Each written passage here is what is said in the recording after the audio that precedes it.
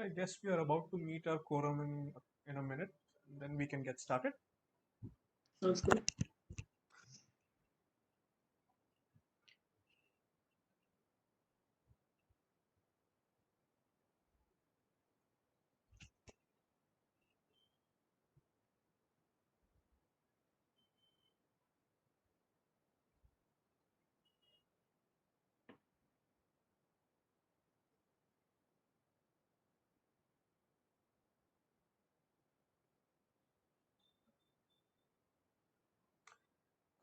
So I guess we shall get started with this. Okay. Hello, everyone. Welcome to this session of Careers in Technology. I am Tezan Sahu, a senior undergraduate from the Mechanical Engineering Department. As we all know, artificial intelligence, commonly known as AI, is one of the fastest growing fields in the current landscape of technology. As a result, several career choices in AI have exploded in the last few years, with AI related jobs becoming a significant portion of the emerging jobs market. Today, we have with us Dr. Amit Gupta, who is a researcher and engineer in the field of AI with around 10 years of experience of using AI and ML and machine learning in a variety of contexts, including high frequency trading at Tower Research and a PhD in natural language processing for EPFL, Switzerland.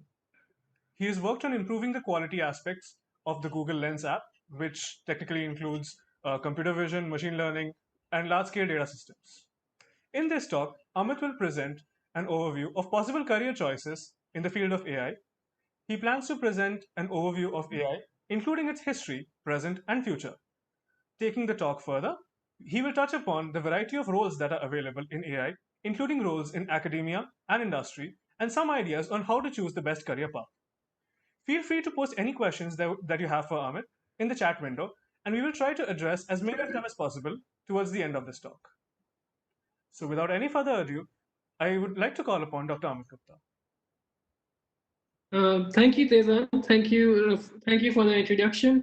And before I start, I want to thank Adesh. I want to thank everyone else in the team and ITC for giving me this opportunity to interact with students. And it's always great to feel like coming back to the institute I graduated from. So let's start with the talk. Just to make sure everyone can hear me and see me, right? Just a minute, Amit. Before you start with your talk, I want to publish a poll. Okay. That will be just a minute. Yeah, sure. So everyone, if you could answer this poll, this is just to gauge the demographics of the audience.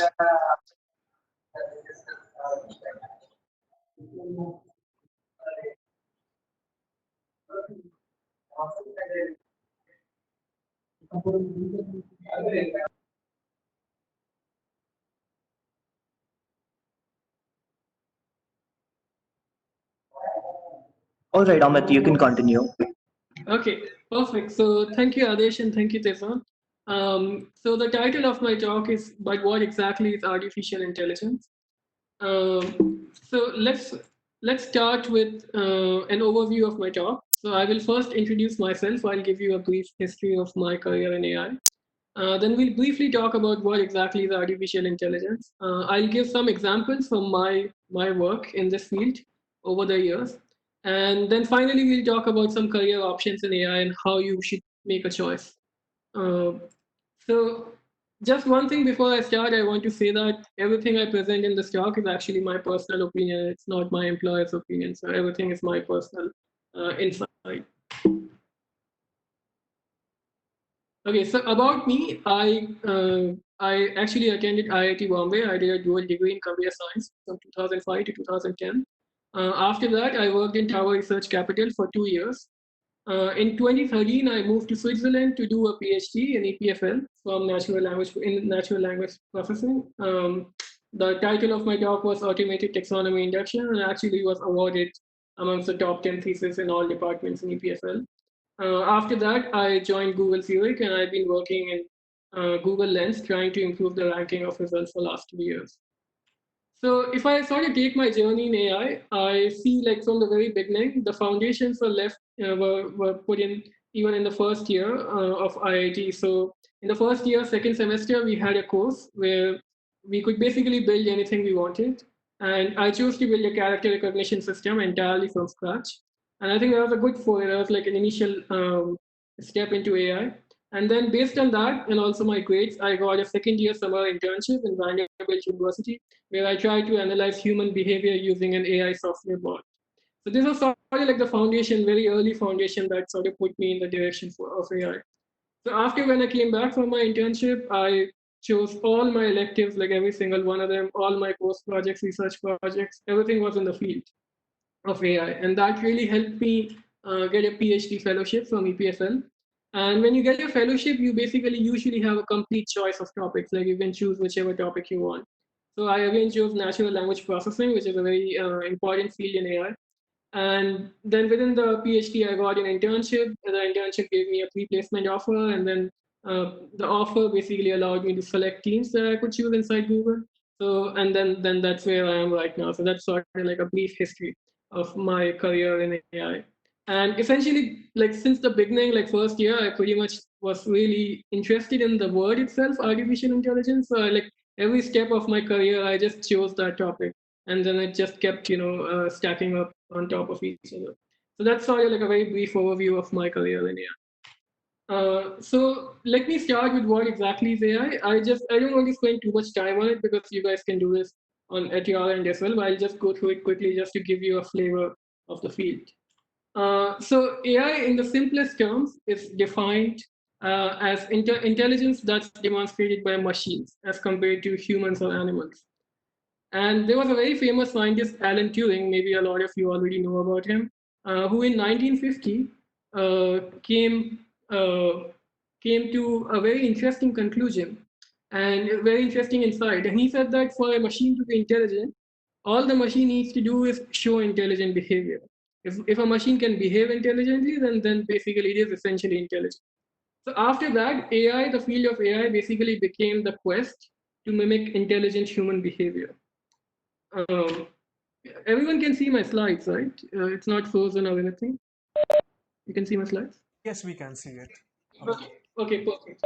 Okay, so if you were to think of like the different kinds of intelligent behaviors that let's say humans or even some animals do, for each of them now we have an AI version of that. So for example, we can speak, we can talk, and that's an intelligent behavior. So language gives you natural language processing. We can see and we can perceive and we can understand what we are seeing in front of us. So vision gives us computer vision or machine perception.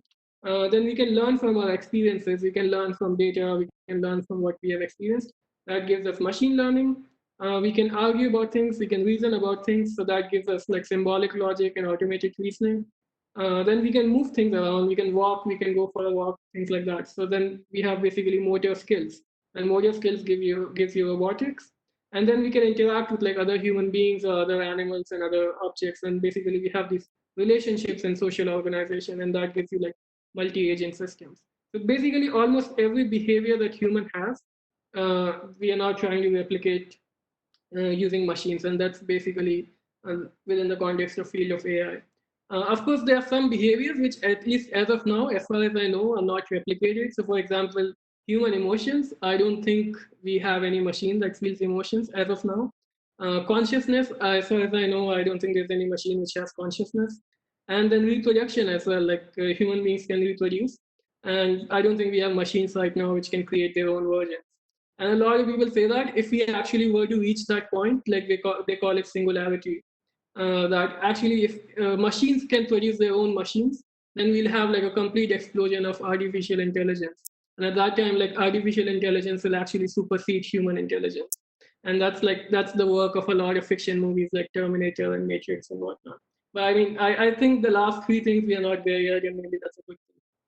Okay, so this was one way of thinking about AI in terms of copying human behavior.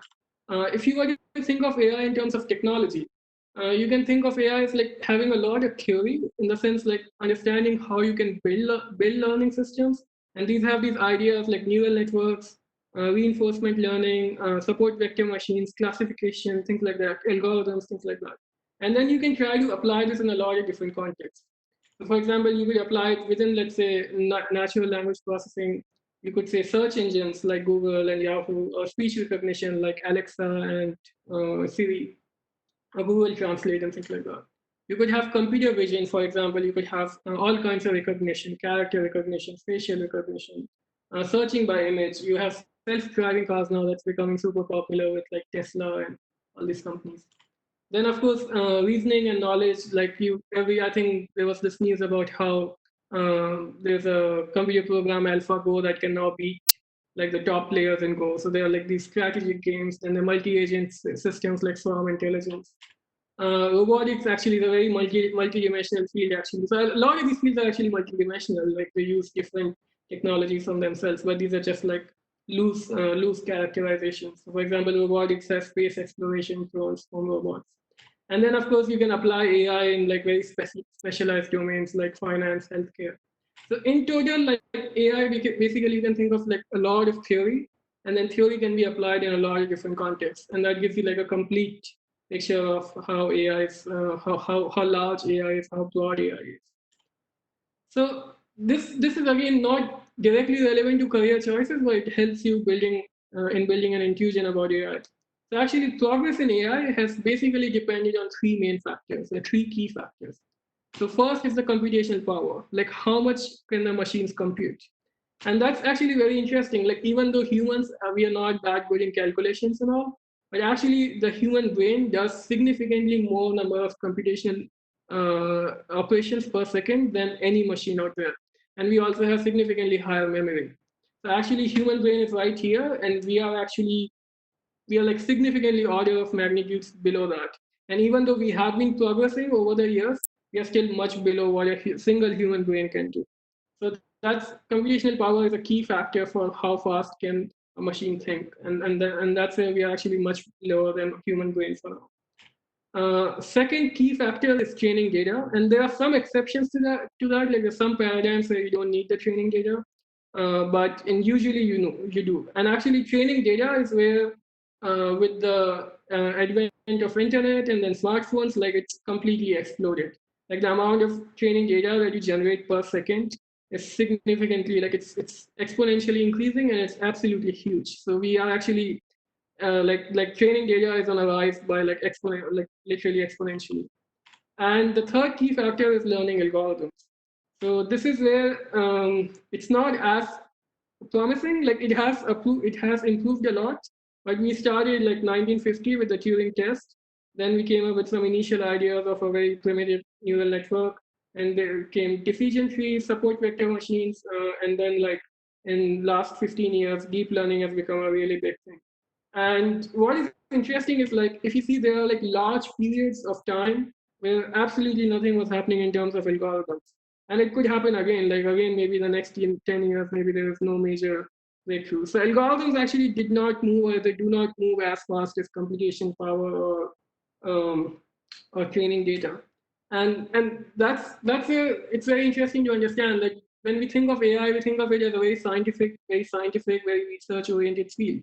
But actually, because of the first two factors, the computational power and training data, engineering is actually a huge component of AI. Like engineering is not something you can ignore. Like you can't just build large AI systems using just algorithms or math. You need a lot of data. You need a lot of computation power, which means you need a lot of like very cutting edge engineering.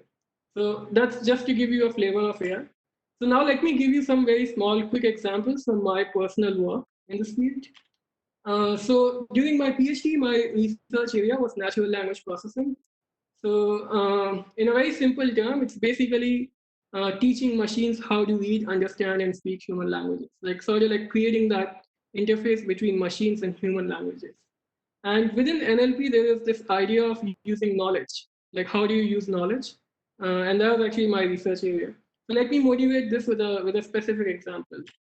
So let's say you have this news article, something like downtown Sydney is now powered. I just picked a random example. Now, if you were to read this, or let's say if a machine were to read this article, let's say what is the knowledge that the machine needs to know to really understand this article? So the first thing they need to know is like Sydney is a city, and Sydney has a downtown. Then they need to know that cities need energy, like cities are powered by energy. Then they know that energy can be renewable. And this is literally just one sentence. Like you need to know like 5 facts just to understand the meaning of one sentence. And we sort of, as humans, we just implicitly assume all of this knowledge. But when you start to build computer systems, you see that you need that knowledge to make computers understand what is exactly happening. And this is basically, you call it the knowledge, like knowledge acquisition, knowledge storage, all these different keywords around knowledge. And for example, you could store it in the form of a knowledge graph. Like, for example, this graph says, okay, Will Smith is an actor who acted in A Closer Walk. He won a Grammy Award. He created Boom Shake the Room. So you take a lot of knowledge and you represent it in the form of a graph. Or you could make it hierarchical, like a taxonomy. You could classify. So, for example, you could say, okay, potato pancake is a pancake. That's a breakfast food, things like that. So here, just this is a publicly available information about Google Knowledge Graph. I think it's a pretty big one.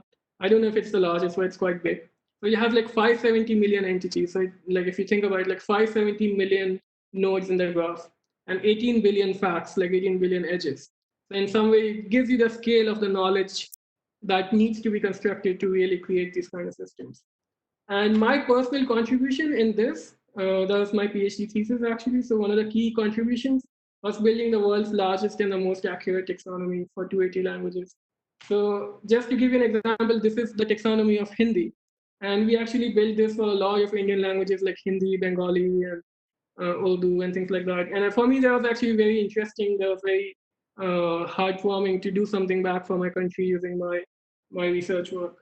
So this is it also gives you a flavor of where exactly, if you do a PhD, what is the scale that you're dealing with. Like you'll take one small section of the entire field and try to improve it. Like that's usually what most PhDs are. Like of course you understand the entire field, you understand the concepts, you can switch around, but still usually when you're doing a PhD, you focus on a single problem and try to improve it further. So the second topic which I want to talk about from my work is computer vision. So computer vision is very simply making machines understand images and videos, like what they see. And it's funny, like when it started in 1960s, actually it started in MIT. And they thought it's like a super easy problem and they can solve it in like 3 months. So they gave it like as a summer project. And that was in 1960s, and like 60 years from now, it's still like a super active area of research. And in fact, now I think within the field of AI, it's the most active area of research. Like the highest number of papers are published in computer vision. So it's still a very, very hard problem. It's still it's not solved fully. And like they thought 60 years ago, it's like a summer project. That's interesting. But if you were to think of computer vision, it's not just one problem. It's like a lot of problems which are related to each other somehow. So for example, visual recognition, scene understanding, augmented reality, image-based retrieval, video tracking, robotics, knowledge acquisition, things like that. So again, all of these you can read by yourselves, you can find online. But I just want to motivate you with one image, which I saw in a course in EPFL. And this was a course in computer vision. And what they showed us is like they say, okay, if you take your human eye and you just like map 1-to-1 what a human eye registers, and what the image that you see here is actually what we see with the human eye. So we basically see a lot of blind spots. So like all these things are blind spots, these are nerves. And we see a lot of hazy background. And we see just like a little bit of color. Like you see this eye here, that's the only color that you see. So basically that's all that your eye captures. And everything else that happens, everything else that we see, we drive cars, everything happens inside the brain. And that's actually very interesting to understand how how deeply intelligent this task of vision is. Like it's not a capture task, it's an intelligence task to create these vision pictures. What we see is created by our brain, not by our eyes. So what I'm currently working on is image-based retrieval. I don't know if maybe some of you know, but it's the Google Lens app. So it's basically you search what you see. Like here is a quick example. You have a dog. You click on your app and it tells you what is the breed of the dog. And like, of course, it's just a dog, but you can use it on any animal. You can use it on landmarks. You can use it on products. You can use it on text. So basically just searching what you see. So that's what I'm currently working on, Google Lens. So now let's move to the last and probably the most interesting aspect of this talk, I think, career choices in AI. So before I start, I just want to say one thing, like some high-level idea of AI. So if you think about industrial revolution, so industrial revolution was exceptionally it was completely destructive, sorry, not destructive, disruptive in terms of the lifestyle that we had. And it's because for the first time we could replace like physical labor of humans with machines. And now AI revolution is actually doing the same thing, but with the mental labor. Like the old machines, like 150 years ago, they replaced physical labor. And all these new machines, these AI, all these computers and all these logics are basically replacing mental labor. So it's actually as big a revolution as industrial revolution, and probably even bigger. So it's absolutely huge. Uh, of course, you can find a lot of these reports, but you'll see, like, for example, they say it's the top emerging job in 2020. The share of job market, like, it's growing by 5 times per year. One very interesting fact is, like, if you take one of the top papers of deep learning, it was published in 2013. You see that it received 20,000 citations in since 2013. Like, it was published in 2013. That means like around 9 to 10 citations per day. That means like approximately 10 papers are published every single day that somehow cite or somehow use this research. And that tells you the scale of the level of people or the number of people who are working on this in this field. It's absolutely huge. So if you were to think of AI as like as a giant field, like with a lot of subfields, um, the one thing whenever I talk about this, I always say like you should not think of AI as as one part of computer science or as one field of computer science. Actually, you should think of AI as a technology, just like computers is a technology. Like, okay, it was built by, like, there were a lot of electrical engineers, computer engineers, but in the end, everyone uses them. Like, you use them in chemical engineering and civil engineering everywhere. So it's basically the same for AI. It's not a field, it's a technology, and it's gonna interact with a lot of other technologies. So, for example, you could have these very core foundational fields that somehow affect AI. We have like statistics and math, like forms the core of AI. Neuroscience, like understanding how the brain works. Linguistics, like understanding how the language rules are created and how they evolve. Psychology, understanding human psychology to understand human intelligence. Philosophy as well to understand how, like create a vision for AI. Then of course you have like in the middle you have like these core AI topics, like these very hardcore computer science topics like machine learning, natural language processing, computer vision. Hardware is a big one. Like now that you need so many machines, you have like these data centers and things like that. How do you create these big data centers? Algorithms. So all these are core computer science topics. And then of course on the third side you could have like applications. Like you could just use, or you could sometimes even give back to the core fields. Let's say but you could also use AI in robotics, you could use it in aerospace, in biology, metallurgy. So it's sort of like completely ubiquitous. It's going to go everywhere, it's going to affect everything, it's going to change everything. So it's really, you should think of it as a technology. I think that's the key takeaway from this slide. So if I were to think about career tracks in AI, and I think this slide is pretty much applicable for in general technology, but especially for AI. So I can think of like 3 tracks. So number one is a research track. And a research track is very strongly characterized by 2 things. So one is scientific uncertainty. Like as I said, like there were 10 years in the learning algorithms development where nothing was happening. So there's always this period in when you're doing research where you don't know if anything's going to work. There are a lot of dead ends, a lot of false starts. And the second thing which I think defines research or maybe separates it from something else is like academic rigor. Like whatever you're doing, you have to make sure it's principled. There's a reason why you are able to be able to explain it. You sort of maybe make it reproducible, things like that. So academic rigor is very important. The second track would be engineering. So for example, you could have uh, like engineering is mainly about problem solving. Like you take a problem and you solve it. You build systems that solve it. You build systems that are robust, that sustain, let's say, certain levels of stress and things like that. So that's the second key track. And then finally, the a very important track as well is like business and entrepreneurship. And that's the entire focus is about creating economic value. Like how do you create economic value using your efforts? And all three of them actually interact very strongly with each other, especially in the field of AI, because AI is so advanced. Like you need all three of them. You need research, you need engineering, and you need business. So this is just very approximate. I mean, these are not like hard and fast. Of course, there are a lot of exceptions, but just to give you an idea, if you were to do a research track, it would be something like you start with a PhD. Again, not necessarily, but let's say usually. Then let's say you go for a postdoc, and then you can choose either the academic route, so you go become assistant professor, then professor for senior, you keep getting promoted and things like that. Or you could go in the industry route and you become a research scientist, and then you keep getting promoted. So that's the research track. Engineering track would be where you start with as an engineer, and then again you keep getting more and more leadership, more and more. Sorry about that. More and more, advanced roles. You keep getting promoted, and you keep getting bigger and bigger projects. And then of course nowadays, because engineering itself is becoming so complex, you can actually do a PhD and then actually become an engineer or start working as an engineer as well. So that's also a very common path nowadays. And of course, if you do really well in your career, from either of these paths, later on you can become like really like a C-level, like a chief technology officer or something like that. So that's, I think, usually how the career progresses in these two tracks. Then if you were to take like business entrepreneurship, in tech companies, I think product manager, senior product manager, director, these kind of posts are there. Of course, their names might be different, but I mean, that's the usual definition, that you think about the product, you think about the business.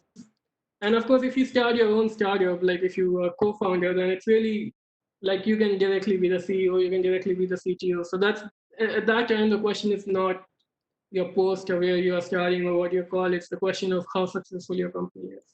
And I think that's sort of, in my mind, that's sort of what covers the landscape of career tracks in AI. So one thing I want to very strongly emphasize here is that all three of them are very important. Like, it's not like one is better or the other is worse or things like that. Like, being a very, very exceptionally useful engineer is it's highly required. It's highly rewarded. Being a very good scientist, very, very well rewarded. Being really good in business, creating businesses, creating high economic value, very well rewarded. So these are all three of them actually work together. Like, it's not like one is better or the other is worse. So now the final part of the talk, what I wish I knew in college. So this is, I actually thought about it because like just talking to Adesh, I tried to think, okay, what were the things that I could go back, and if I wanted to tell, 15-year younger version of myself, what would I want to tell them? And the first thing that came to my mind is, like, collect experiences, like build your experiences. And when we were in IIT, we always used to think about, okay, getting resume points, getting a better resume and things like that. Actually, when you're doing that, you're not just getting resume points, you're actually collecting these experiences. And these experiences really help you, like they open new doors, and then they open new doors, and it sort of becomes like a chain reaction. So just to give you some example, let's say within IIT or within a college, what are the experiences that you could build? Like, you could take courses in AI, or you could take courses in the direction that you want. Take course projects, where you have some free choice, you can make sure it goes in the direction of AI. You could do research projects, your BTP or your DDP, I don't know what you call them nowadays, but yeah. You could do extracurricular projects like this Tinker's Laboratory, you could do something there. I think all these are super cool ideas. You could have collaborative groups. External internships, for example, if you get an internship, that's exceptionally valuable, super valuable in your career, because it gives you an experience that you can use to build further experiences. Online courses, actually, now there's so many online courses available in AI, like by the best teachers actually. So you can really find a lot of courses. You can take part in competitions. It gives you a lot of experiences. Like Kaggle.com is one I don't know if you guys know about it, but that's like where there are a lot of AI challenges and machine learning challenges, and you can take them and try to solve them. Open source is a really big one. Like, if you already try to contribute to the code, that really helps in your resume as well. It also gives you experience, and you also learn how to build something of value to a lot of people. And then, of course, startups, like nothing's stopping you. If you want, you can just start a startup as well. So different ideas. There are a lot of different ways in which you can collect these experiences. Second thing which I learned, and when I think about when I was in IIT, was like there was a lot of emphasis on individual branches, like, okay, computer engineering, civil engineering, chemical, mechanical, this and that. And what I learned after my career and also moving in Europe and US is that it seems like there is a tendency to think of engineering as just engineering in a lot of these countries. So in the sense that you think about engineering as learning some core engineering skills like problem solving, building systems, and creating intuition about how things are going to work together and things like that. So those are the core skills that you learn. Like you shouldn't think so much about, okay, I'm in this branch, so maybe I can do that, maybe I can. Just think about the core engineering skills that you're learning, and they are actually adaptable to different like you can switch from one branch to another. Like I know a lot of people who did mechanical engineering and now they're like machine learning scientists and things like that. So it's really very fluid. Like the core engineering skills are more important. Second thing which I think about is like when I was in IIT, I felt like there was a strong emphasis on theory, like building, getting good grades, and which is very valuable. I mean, don't get me wrong, but I mean, what I learned is like experimentation is also equally important, and also like theory is not that easy to move. Like if you saw like if you saw the chart where I said like there's an AI winter or like there is a period of 10 years where nothing is happening, that's because no one is able to come up with a new algorithm.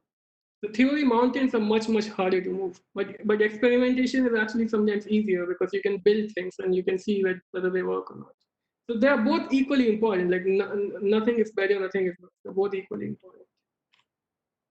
And also one more thing which I think about is like when I was in IT, well, like there was a lot of emphasis on like the J ranks and like how well you're doing.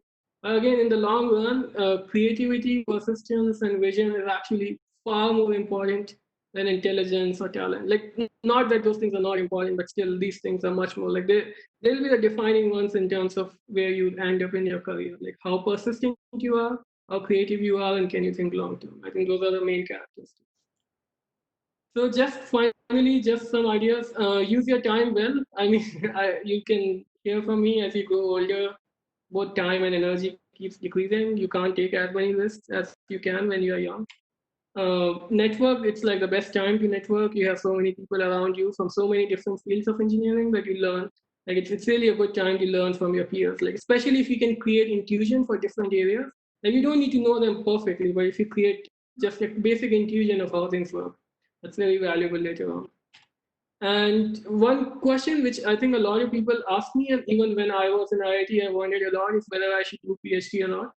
And I think after doing a PhD, what I learned is like the core value of doing a PhD is that it gives you an opportunity to become independent in your thinking. Because in the end, your thesis is something that has to come out of you. No one else is going to write it for you. And that's something which you could have that even without a PhD, but I think having a PhD almost guarantees that you get independent thinking. And I think that's sometimes very helpful in leadership, and that's sometimes very helpful in high tech careers. So that's something which, if I think about going back in terms of where I was 10 years ago.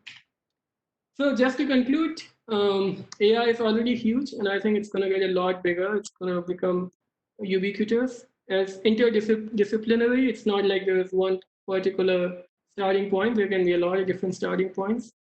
And then, like, if you have a passion, then pick your passion, see where you are, start from there, choose your path, and start sort of getting, more and more smaller, maybe smaller and then bigger experiences. And like, doesn't matter if you want to be an engineer, then be an engineer. If you like more experimentation, become engineer. If you like more economic business thing, become entrepreneur. If you want to really be like a scientist, very theoretical, become scientist. It's really up to you. Like everything is important. Nothing is less important. Nothing is more.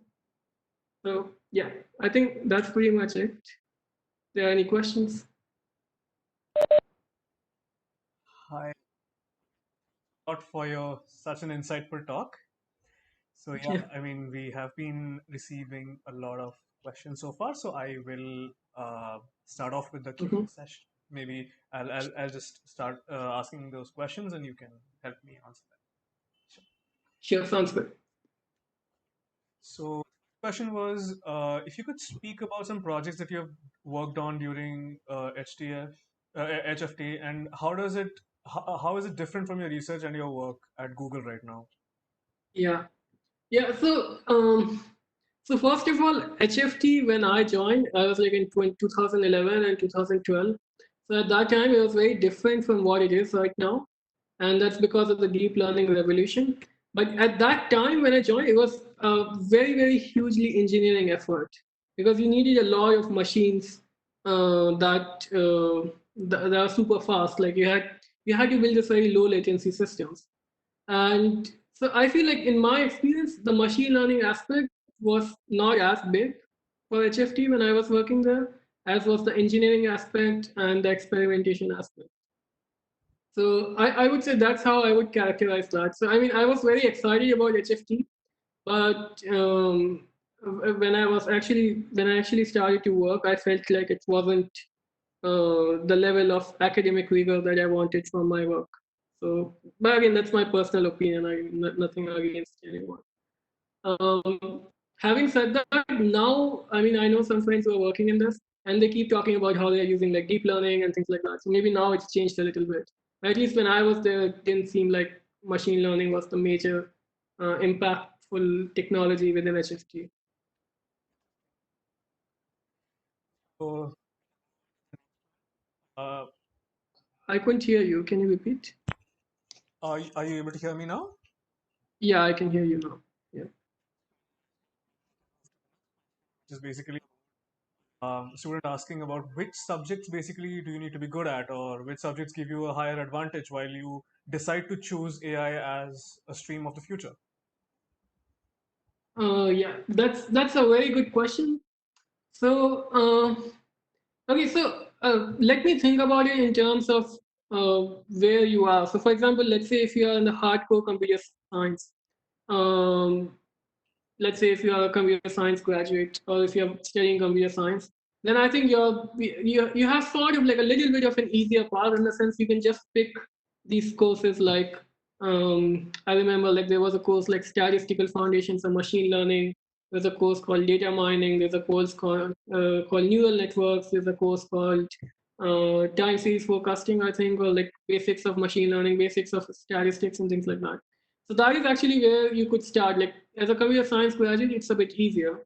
But if you're not a directly computer science graduate, then you need to put in a little bit of more effort, but it's still possible. So, for example, my brother, he's a chemical engineer. Like he studied chemical engineering, but now he's a senior machine learning scientist. And what he did was he picked these courses which are sort of orthogonal, but still very very useful in constructing the foundation of AI. So, for example, he picked statistics, he picked numerical optimization, he picked linear algebra, and then he made sure all the internships he got, like he worked on influencer detection and things like that. So basically, wherever you have a choice, you sort of make sure that your choice tilts towards AI. So yes, just to answer the question in short, statistics, numerical optimization, simulations, and then machine learning and sorry, machine learning is still computer science. I think these are the main ones I would say, like statistics, numerical optimization, and these kind of things. But again, just I want to say one more thing. Like now you're no longer limited to IIT in the sense that you can take online courses. So like even if you're not in computer science, you can just go online and take a course in deep learning. Like I know people who studied mechanical engineering and then just became like super awesome scientists in deep learning. So really nothing, no limits. It's really what you want to do. Sure. So that brings me to my next question, which is about for non-CS majors, are there good AI opportunities available right after UG, or is a master's or a PhD degree sort of a Yeah. necessity to land a job in such a position? Yeah. So actually it's a bit hard. Like I it would be hard for me to remove my bias if I say that PhD is necessary because I have a PhD. So I'm not going to directly tell you that a PhD is necessary. But what I do want to say is that in my experience, people do take you more seriously if you have a PhD.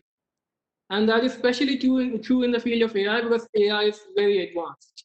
Like, for example, you will have some fields where you don't necessarily need to be having a very smart, very high degree. Like, for example, let's say someone was working in sales, like they don't need to have MBA. Like if they're good at sales, then they're good at sales. But in AI, you sort of need to be able to convince that okay, you understand this technology is very deep, very high tech technology. So I would say if you are an undergrad in non-CS, and even if you are an undergrad in CS, if you really want to build your career in AI, you should go for higher studies. That's my personal opinion. Having said that, there are some exceptions. For example, if you could get into a research lab directly, like Microsoft Research or things like that. Sometimes they have these programs where they take like undergrads and then they do research for like two years and things like that, and then they go for a PhD. I think that's also very valuable. But again, in short, the answer is PhD is very valuable if you want to pursue a high tech career. Able to answer a lot of the viewers currently. So yeah, Mm-hmm. uh, it brings me to my next question, which is about what are some of the broad areas which are open to a lot of new opportunities and need a lot of work to be done as far as AI or deep learning is concerned? What are the things according to you? Yeah. So yeah. So actually, I think in AI, um, so computer vision is a huge one. Computer vision is absolutely huge now, and that's I think it has a lot to do with self-driving cars, and it has also a lot to do with the fact that the language-based systems have been there for a while. Like you have had search engines for a while, you have had like I'm thinking about like Twitter and all these. They have been doing language analysis for a while. But actually, if you think about it, there are not that many major marketable products in computer vision. Like in fact, they're only starting to come up now, like self-driving cars and things like that. So I think computer vision, in some way, is the hottest field right now in AI. Having said that, uh, like hardcore engineering, distributed computing is also a huge field because you cannot build AI without having a very strong machine, like without having a machine that has a lot of computational power. So I would say these two are very, very like if you are in these two fields and you are somehow focused on AI, you have an intuition for AI, you are in a super high demand. So that's my current view. But having said that, really you should follow your passion. Like for example, you don't necessarily need to uh, you don't necessarily go need to be the person who sort of extends the envelope of AI technology. What you could do is you could be the person who understands all of AI, builds a very strong intuition for it, and then builds a startup in healthcare, or builds a startup in transportation and things like that. So it's not super necessary for you to. It's not necessary for everyone to be at the cutting edge of technology. A lot of people can be at the cutting edge of business. A lot of people can be at the cutting edge of engineering. So basically, you really have to see where you are and just sort of move like a few steps forward rather than all the way. But again, um, yeah, I think it's a bit hard to answer these questions because it's such a broad field. Like, and you don't know what's going to become bigger. Like, for example, I'm just thinking about like neuroscience. There's a project in EPFL which is called the Human Brain Project, like a 10-year, $2 billion funding project, and they were trying to understand human brain and like what can you learn from human brain, like really understanding every detail about human brain. And I'm thinking like if something meaningful comes out of it, then that becomes the biggest field. So like it's such an active area that you really don't know what's going to become the new thing. But for now, I would say engineering is sort of like the backbone on which AI is built, and on top of that, I think computer vision is very hot. Definitely. There's no second thought to the fact that this field is really dynamic in nature. Yeah, I mean, definitely, you come up with you come across new papers almost daily, or rather yeah, even hourly. yeah, yeah. So yeah, there's another question which is related to your PhD. So the question Mm-hmm. states that is a PhD in the European Union really preferred to a PhD in the USA? The gap seems to be widening, and the point of view of the student is that should he go for a PhD in the European Union or wait for a year and reapply to for a PhD in the US while working on papers during the meantime? Yeah, it's interesting. Like the question you asked is basically the exact question I had in front of me like 5 years ago. Like literally the exact same question, because so for me the story was that I was working in a startup, and like so in my lifetime in my story I missed 1 year, and that's because in that 1 year I was working in a startup. And during my work in the startup, I realized that I absolutely love technology and I really want to be in technology. And then if I want to be in technology, I want to be taken very seriously. And to be taken seriously, you need a PhD. I mean, that was my thought process at that time, and I think it's more or less true. So then what I thought was, okay, I have two options. Either I can just apply now, and there was in April, so the only deadline that was open was EPFL and like the Swiss universities. Or I can wait for 1 year and then maybe try to get into Cornell or CMU, or I wouldn't have gotten into Stanford, but let's say Cornell or CMU. So at that time, I got the fellowship and I had a lot of emails from EPFL saying like, okay, you have a great resume and why don't you come here and things like that. So I actually just decided to go for it. I just decided to go for I just decided to go for the PhD and I thought, okay, I'm gonna save 1 year of mine and just go with it. After that, when I see it now, what I see is like I think the difference is very small. I don't think the difference is large. So PhD is very heavily dependent on the advisor and what their lab is doing. I mean, universities are also important, but the advisor is also very important. Um, and second, I mean, if you see the current political climate in US, I actually feel I dodged a bullet. Like I really, I'm like I could imagine if someone was to give me even like double the salary or something, I wouldn't move to US. Like so, I mean that's my personal opinion. So I personally feel I dodged a bullet. But if you were to decide, I would say give higher importance to the research area, to the advisor, to see what kind of publications they are having, and then go for it rather than very hardcore, like okay, US is better than Europe or things like that, because those things are not true. Like you could go to some universities in Europe, and like if the professor is great, you will have more value than like a lot of US universities. That's one thing. But again, still having said that, if you like absolutely have to compare US and Europe, then career science is actually a US invention. Like all the computing was happened in US, like all the scientists are. So I mean, it really depends. But for one single person doing a PhD is fine. And in fact, not even Europe. Like I know people who did their PhD in IIT Bombay and they did reasonably well in terms of number of papers as compared to someone who went to US. So it's really a question of your advisor and how well you're going to do. Sure, these will be really insightful for people who will be pursuing their careers ahead.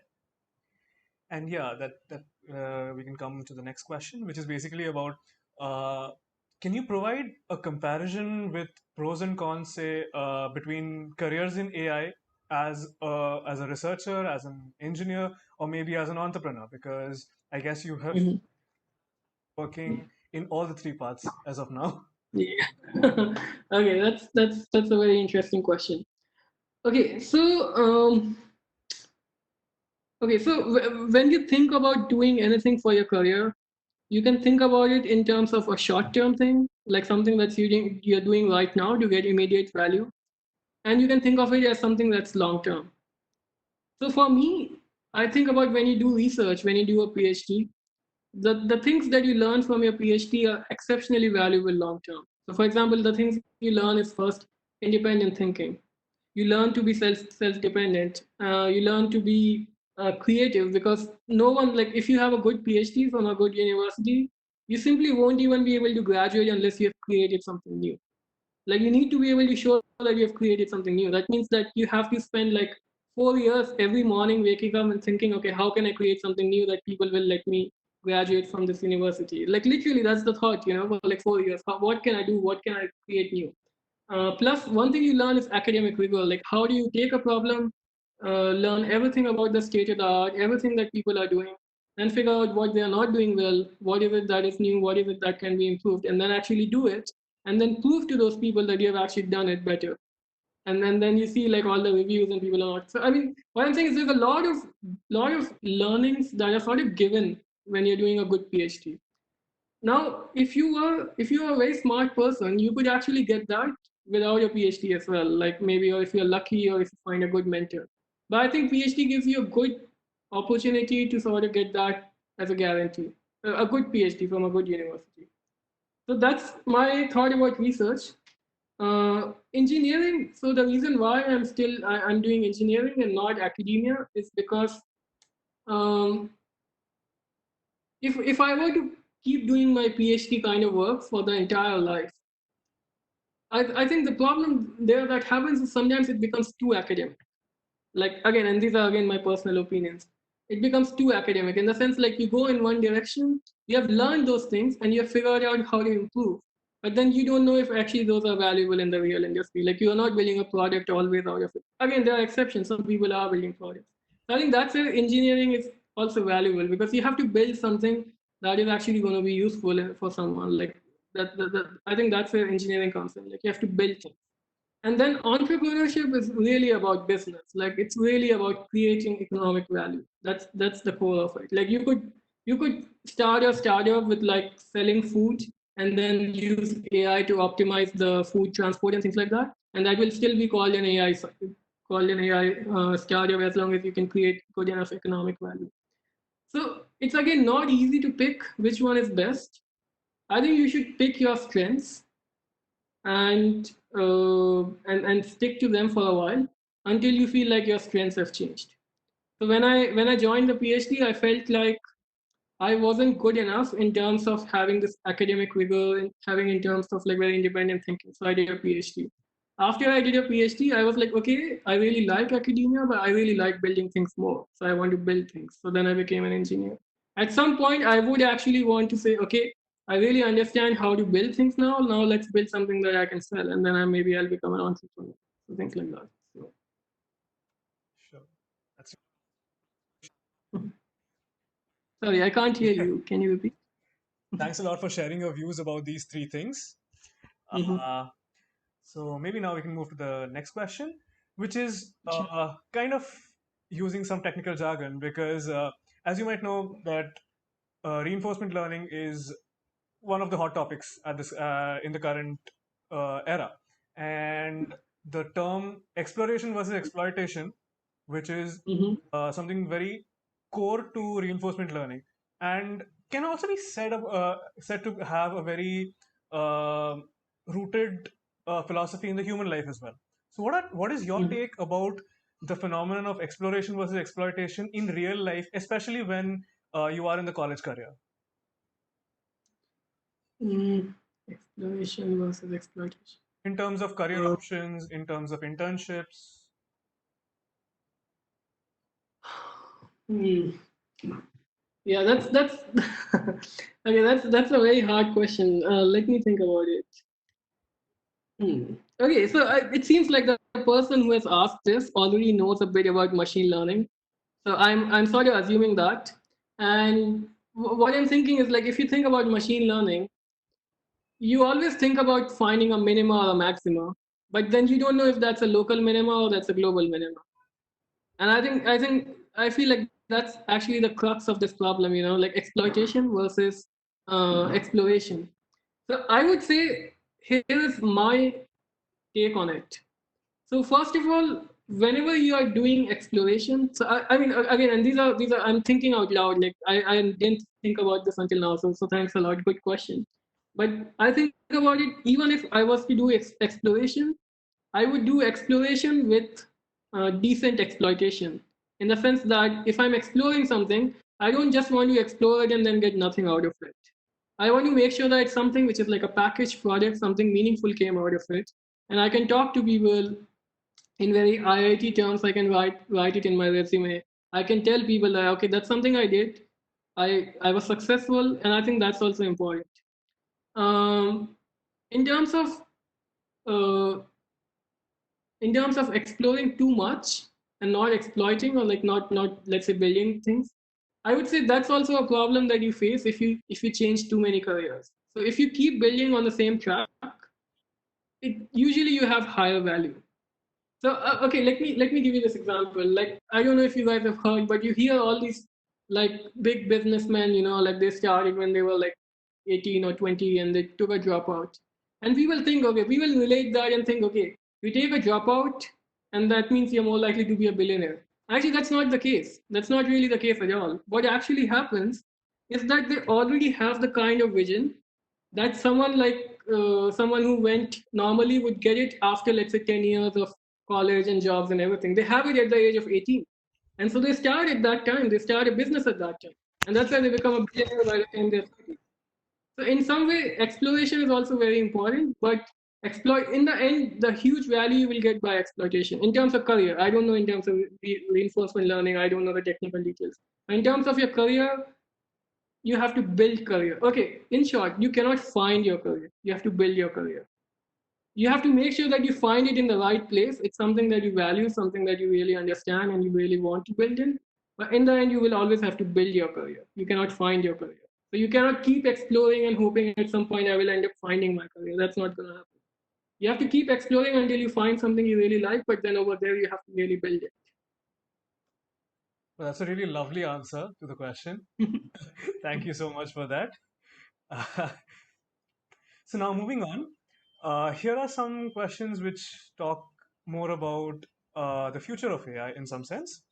So we'd like people would like to know your views about the connection between space vehicles and machine learning, and what kind of applications do you think machine learning has or might have in space exploration or in the field of aerospace as of now? Yeah. So, okay, so because I'm not in the field directly, I cannot answer this question with a very deep technical expertise. But I can answer this question from a philosophical point of view. And the way I think about it is that um, when you start to send space vehicles that are really going far away from Earth, I feel like you don't want to control them from Earth. Like I think you want them to do everything by themselves, like or at least the major part of work by themselves. And that means that you have to build more and more autonomous systems. And that's actually exactly where I think AI will really fit in like perfectly. Because that's exactly what AI is trying to do. Like we are just trying to build these machines which can handle these kind of situations on Earth, and then we can just transfer that same knowledge and say, okay, now go in space and handle that situation in space, something like that. So that's where like artificial general intelligence could also be useful. Like it helps you transfer same level of intelligence. But I think in short the answer would be that AI is going to be huge in space, just because you want to build these very autonomous systems. But also keep in mind that for space, the killer question is not going to be AI. I mean, that's my thought process. Maybe you should find someone who's an expert in AI and robotics. But I think for space exploration and this kind, like the killer question is going to be like the physics and the transport and those kind of things. Like AI is sort of like I think in that context, AI is an actually easier problem to solve. That's my opinion. But Definitely, it makes sense. Completely makes sense. In your answer, you did mention about the artificial general intelligence. So the next question kind of relates to that only.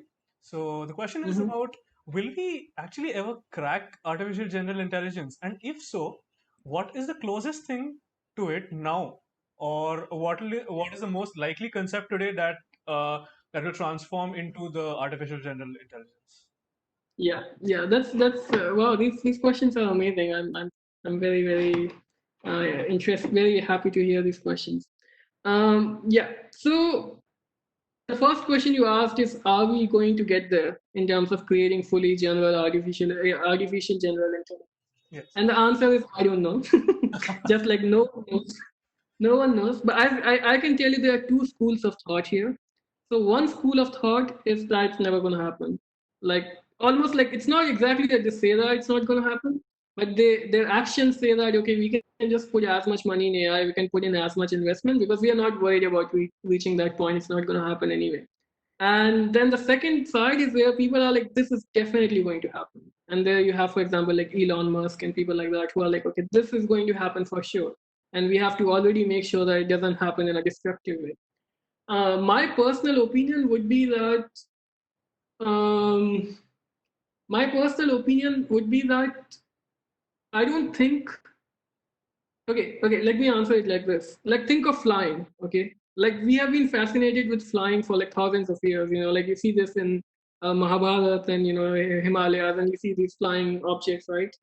But we finally managed to build flying objects. We finally managed to build planes. but they don't look like birds, right? They don't look like, you won't call them a bird. Like you won't confuse a plane with a bird. They're not flapping their wings. We found something else that gives you a proxy to flying like a bird. So we never actually replicated. So I feel like what will happen is that you will build this kind of AI which will sort of replace every other kind of intelligence where we are demonstrating. Like for example, I know some research where they are like taking these judges that work in US courts and then finding a software that can decide as good as a judge. Now maybe that software becomes better than a judge later on, and then the judge has nothing to do because you can just use a software, things like that. But completely general intelligence, I don't think we are there yet. Like it's like we can't answer that question. That's my opinion. I think we are very far away from that, and I think that's a good thing. But anyway, that's first question. Sorry, what was the second question about this? I forgot. Yeah, so that was about if we ever try to attain artificial general intelligence, what is the closest thing to it that currently exists, or some like concept that current, we know? Yeah. So I think the closest thing to that currently exists is like this very deep neural networks. That's my opinion. Because if you think about it, so first of all, deep neural network, they're already getting into that area where we cannot exactly explain. And if you think about it, that's how intelligence is. Like for example, if let's say I'm talking to Tezan, and I can just predict everything that he's gonna say, then I mean, then it's not the kind of intelligence that we usually define, right? So basically, in some way, intelligence is always going to be something that the other person cannot understand. Like I cannot understand what Tezan's gonna think, and I think it's going to be the same thing for machines. And I think deep learning is there in the sense that we don't exactly understand why it's doing like that, why it's saying. In fact, we're trying to figure out these ways of getting these algorithms to tell us why they are making certain choices, but we don't know that exactly. So I think deep learning in terms of that. And the second major factor is that they have this abstract representations of knowledge. So like before deep learning, we had to create our own features. We say, okay, these 10 things are important for understanding this. And for example, like if you were to do character recognition, you'll say something like, okay, this particular segment, this particular length, things like that. These are the features which are important. And now deep neural network, it's like I'm going to find my own feature and I'm going to learn it by myself. Just give me data. So I think deep neural network. In fact, some people say, very theoretically speaking, if you were to create a huge deep neural network and train it with a lot of data, it will actually be as intelligent as humans. Now, we don't know if that's going to happen because we simply don't have the machines to train that, but it could be possible. So I think that's closest. So nice to know your views about this. And yeah, with this we come to the next question, which is about you did mention that you did mention the example about the judge being out of a job if an AI assistant comes in place, which with the actual capabilities of a judge. Mm-hmm. In situations similar to these, what do you think is the I mean, how big do you think is AI a threat to human employability? And Yeah. as a follow-up question, what would be your hiring advice for filtering and hiring good candidates in this world where almost everyone says that he is an ML enthusiast? Yeah. Hmm. Okay. So the first question about the judge. So I think there is a lot of discussions about if you start to replace all of mental labor, um, what will all these humans do? Like that, these humans that are being, they're being born. What kind of jobs they're going to take up? And to be honest, I don't have a very positive answer to this. Like I don't know what jobs they're going to take, but what I do know for sure from history, from understanding the world, is that technology has a course, and in a lot of cases, that course is inevitable. Like you can't change that. And every technology can be used for good, it can be used for bad. So my point is, rather than thinking about the question how it's going to take up these jobs or not, let's think about what it's going to be, because it's going to be there anyway. And let's try to train as many people in that field so that they can at least build these systems and understand. And I'm speaking this as a country, like as a country like India. Like we should have a lot of AI people because it's very important for us to understand those technologies. If it's going to make a lot of people jobless, somehow that has actually never happened. Like people always find something to do. Like for example, um, like industrial revolution made a lot of jobs went away, automation, but then new jobs came up, and then new jobs came up.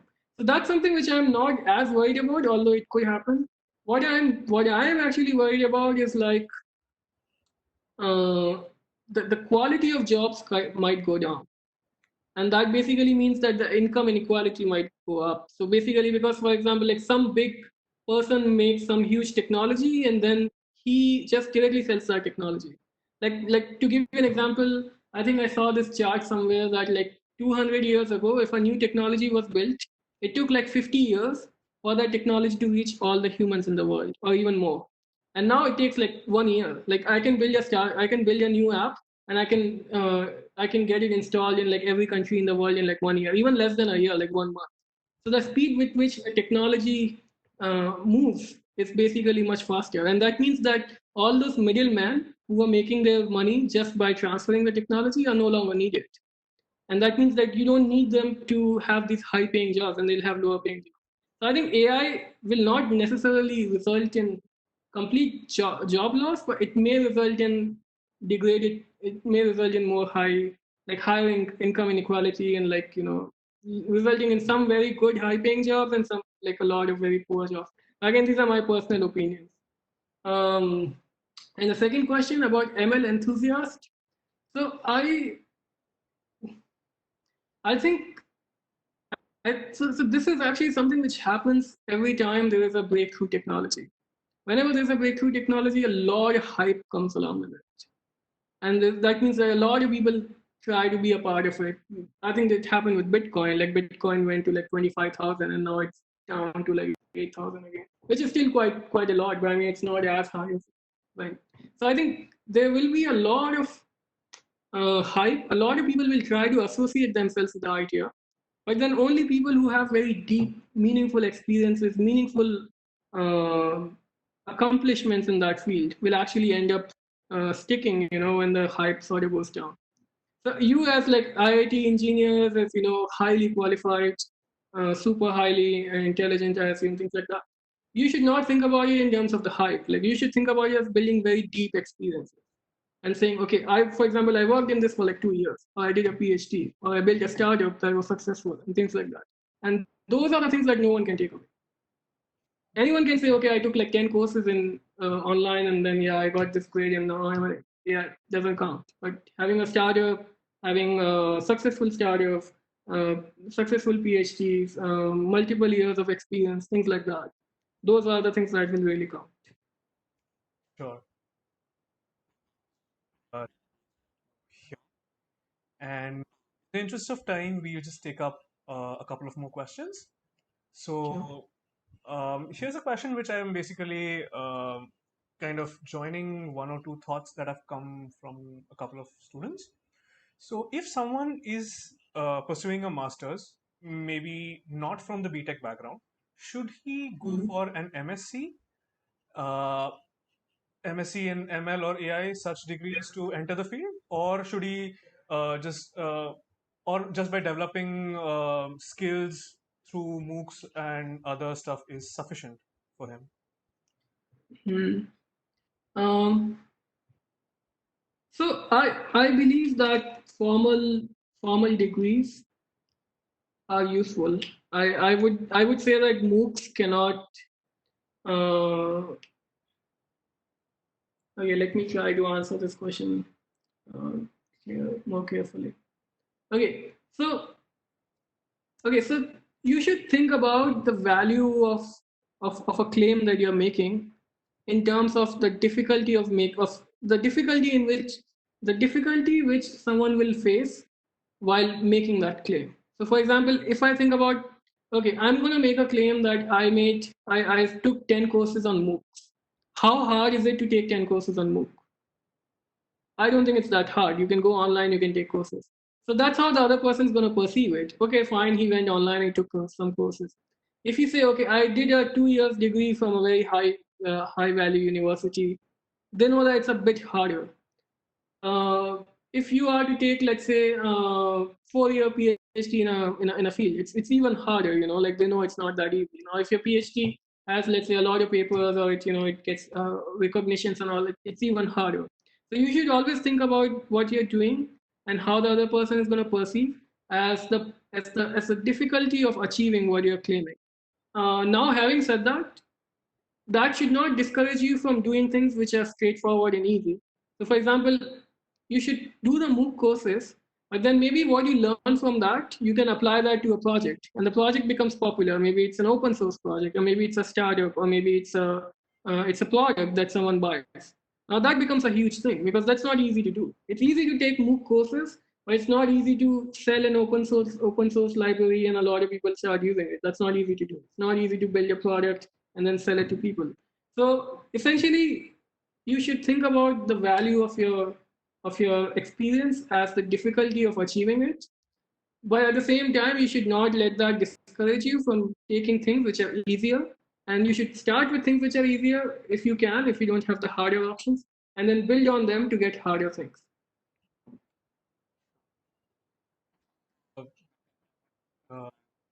This and take it in the right spirit. So with that, we come to our last question, which is about, let's say a person has only the bandwidth to do a master's and maybe not a PhD. So in such a setting, is it possible to gain the same knowledge and skills as that of a PhD after working in the industry for, let's say, around 5 to 6 years in Yeah. a machine learning role? Yeah. Yeah. So yeah, that's actually a very interesting question as well. That's a very, very interesting question.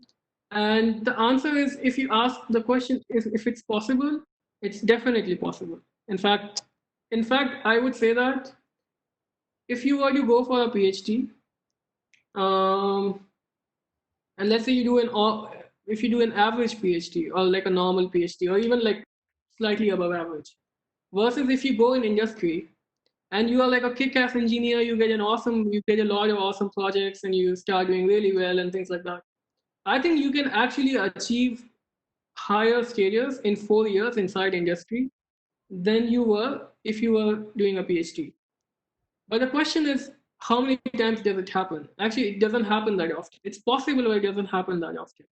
So if you go to industry, you could work for 4 years. And if you have done really well, you have built your intuition, you have uh, taken up some challenging problems, you will actually come out ahead of a lot of PhDs. On the other hand, if you did a PhD and your PhD was absolutely rock star, that will create a value for the rest of your life. So it's a question that you cannot answer in an absolute sense. It really depends on your career. But having said that, because it's a very high tech field, I would say that if you have the option of working in a PhD from a decent university or even a good university or a high class university versus working in a company that is, let's say, not necessarily known for its AI, I think you're much better off in a PhD. Versus that, if you're working in a company that's like super famous and you get a really good project, that could be actually even more valuable. So I think that would be it's really a context dependent question.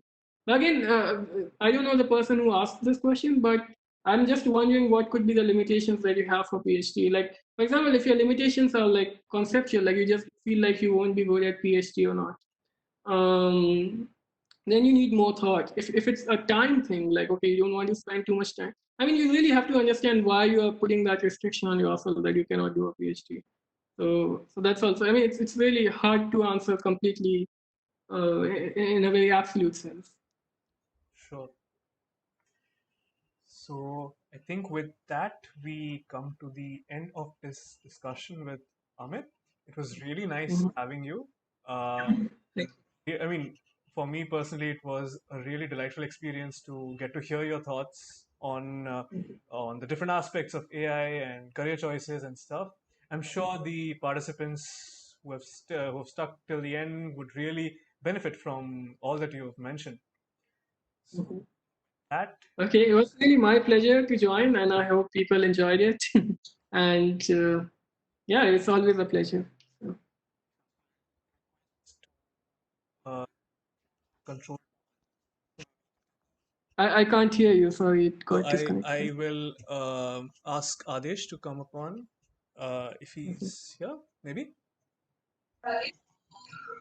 I hope you can hear me. Yeah, Yeah, yeah. I just want to say thank you, Amit, for coming up and sharing all of, for devoting so much time to us and sharing so much of information. This experience was great. I thank you. And Tezan, thank you for moderating the talk. I hope all of you enjoyed uh, listening to Amit, and like thank you for attending the talk. Okay. Thank you a lot. It's really my pleasure. Great experience. So, Good listening to you. Bye bye.